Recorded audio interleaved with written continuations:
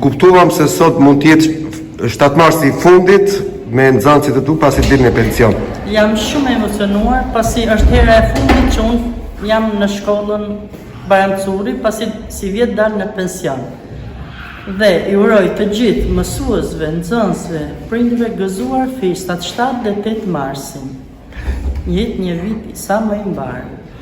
Që sa vite keni punuar mësuese? Që nga viti 1983.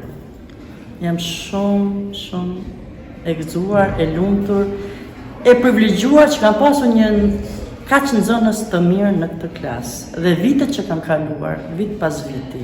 Çfarë lande ke dhënë? Jam në ciklin fillor. Dhe tash jam shumë emocionuar pasi është hera e fundit që unë jam bashkë me nxënësit. Shumë vite mësuese, po sa e vështirë dhe sa e këndshme ka qenë ky profesion? Ka qenë edhe vështirë, edhe e këndshme, se ku i shikon fëmijët të cilët hap pas hapi, ecin, shkruajnë, derdhin lot, por në fund ja kanë dalë dhe jemi shumë të gëzuar. Pasi gjithçka shkon mirë.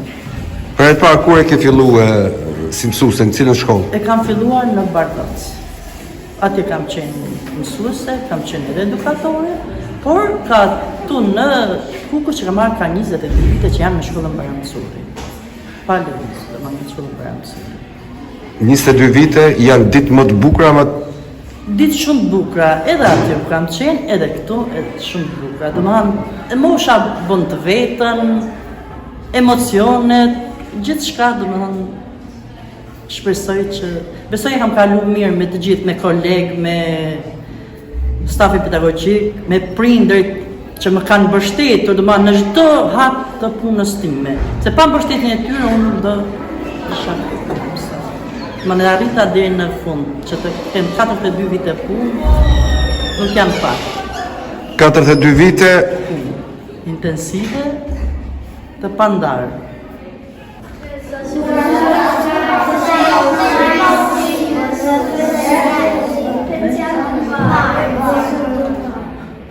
Shtatë marsi është një ditë në cilën ne duhet të urojmë me respekt dhe mirënjohje të gjithë mësuesit për punën e tyre të paloshme në edukimin dhe formimin e brezave të kombit tonë.